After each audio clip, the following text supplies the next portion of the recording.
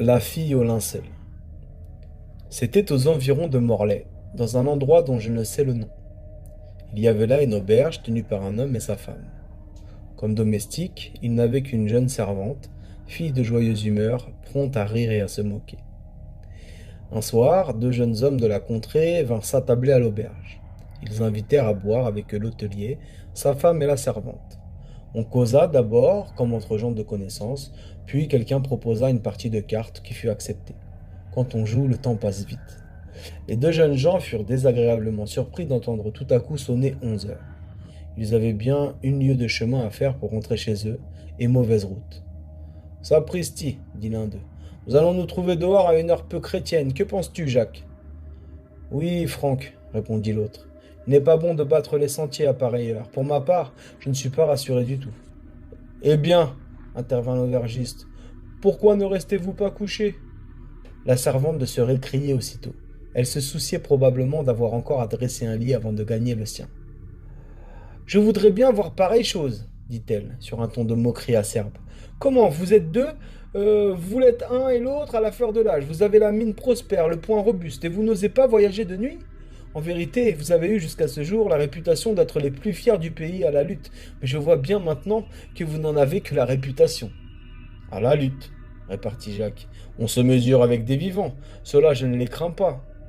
C'est donc des morts que vous avez peur. Vous ne la baillez belle. Soyez tranquille. Les morts sont bien où ils sont. Ce n'est pas eux qui viendront vous chercher chicane. Cela s'est vu plus d'une fois, dit Franck. Oui, dans les histoires de commères. Ne parlez pas ainsi, Katik, prononça la cabaretière, que l'incrédulité de sa servante scandalisait. Vous nous porteriez malheur. Moi? Reprit la jeune fille. Grâce à Dieu, je n'ai pas de ces peurs stupides. Je marcherai dans un cimetière avec autant d'assurance que sur un grand chemin, et à toute heure de la nuit aussi bien que du jour. Les deux jeunes hommes s'exclamèrent d'une commune voix. Cela dit, mais quand il s'agit de le faire... Tout de suite, si vous voulez, riposta Katik, dont l'amour-propre fut piqué. Tenez, le cimetière n'est pas loin, puisqu'il n'y a que la route à traverser. Gageons que je fais 3 fois le tour de l'église en chantant et sans presser le pas. Malheureuse, dit la cabaretière. Vous voulez donc tenter l'encou? Non, je veux simplement montrer à ces deux imbéciles que moi, qui ne suis qu'une femme, j'ai plus de tempérament qu'eux. Nous tenons le pari, répondirent Jacques et Franck, peu flattés de se voir traités ainsi d'imbéciles. Nous tenons le pari, quoi qu'il advienne. Suivez-moi donc tous, vous resterez sur les marches de l'échalier du cimetière. De là, vous jugerez et il n'y aura pas de tricherie possible. Pour moi, je ne sortirai point, dit la cabaretière. Ce que vous allez faire est contre la loi de Dieu. Son mari, lui, accompagna les deux hommes. Tous trois grimpèrent les marches de l'échalier qui menait au cimetière, et ils demeurèrent là, en dehors, tandis que Katik, la servante, franchissait l'échalier et s'acheminait vers l'église par l'allée de sable entre les tombes. Dans la nuit claire, la lune montait. Arrivé près de l'église, Katik se mit à en faire le tour, en marchant du pas des gens dans une procession. On entendait sa voix, pure et fraîche, comme une eau de source qui chantait le joli cantique. Nio saludru anesanele. Nous vous saluons, reine des anges. Elle fit ainsi le tour de l'église une première fois, puis une seconde. L'aubergiste dit aux jeunes hommes. Elle a désormais gagné son pari. Allons boire une chopine en attendant qu'elle revienne. Ils rentrèrent à l'auberge. Katik, cependant, commençait le troisième tour. Comme elle passait devant le porche, elle vit la porte de front large ouverte. Elle glissa un coup d'œil dans l'intérieur de l'église. Le catafalque était au milieu de la nef, ainsi qu'au jour d'enterrement ou de messe funèbre, et sur le catafalque, un linceul était étendu. Alentour, les cierges brûlaient dans les grands chandeliers d'argent. Katik pensa aussitôt. Jacques et Franck, dépités, ont imaginé de me faire peur. Ils ont allumé les cierges et jeté un drap blanc sur les catafalques.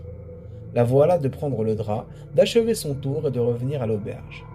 Tenez, dit-elle, je vous rapporte votre drap. Je ne suis pas aussi facile à épouvanter qu'un moineau. L'aubergiste et les deux jeunes hommes se regardèrent entre eux, persuadés que Katik avait perdu la tête. Oh, ne faites pas les étonner, reprit-elle. C'est vous qui avez jeté ce drap sur le catafalque, et c'est vous qui avez allumé les cierges. On ne m'attrape pas avec de la glu. Katik, dit l'aubergiste, non seulement nous n'avons pas été à l'église, mais nous ne sommes même pas rentrés au cimetière.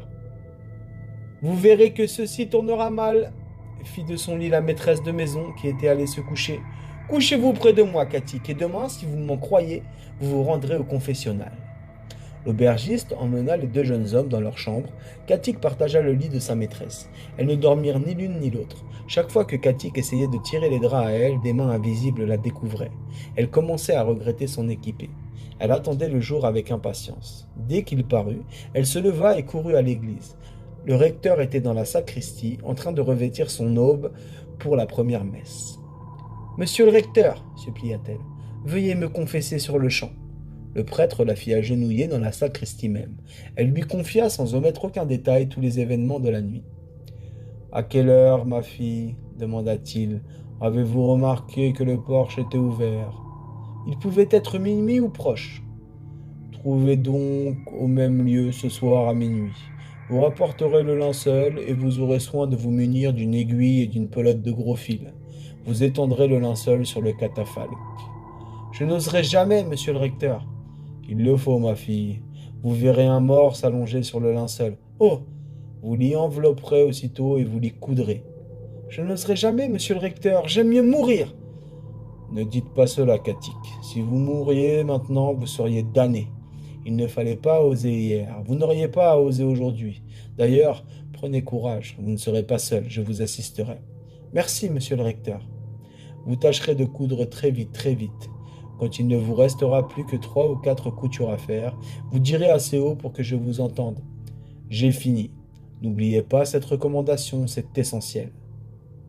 Je vous obéirai de point en point, monsieur le recteur.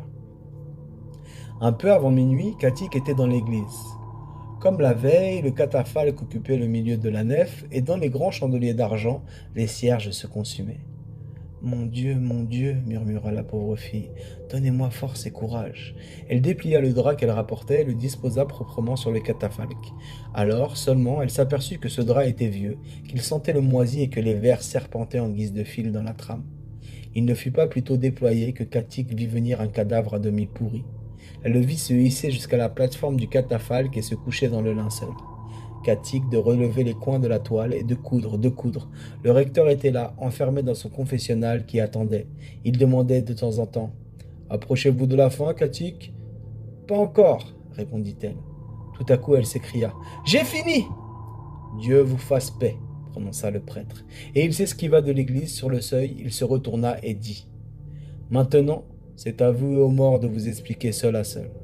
Il est dans l'ordre que le jour se lève, même s'il est pire chose. Lorsque le lendemain matin, le bedeau vint sonner l'Angélus, il trouva le catafalque au milieu de la nef, quoiqu'il fût certain de l'avoir rangé la veille, dans un des bas-côtés. Alentour gisaient les membres en lambeaux d'un pauvre jeune corps. Les dalles étaient maculées de sang. Il en avait jailli des éclaboussures jusqu'aux les chapiteaux et les piliers. Le bedeau courut au presbytère. Il conta au recteur ce qu'il venait de voir. Dieu soit loué, dit le prêtre. Allez annoncer à ses patrons que Katik est morte, mais en même temps affirmez-leur de ma part qu'elle est sauvée.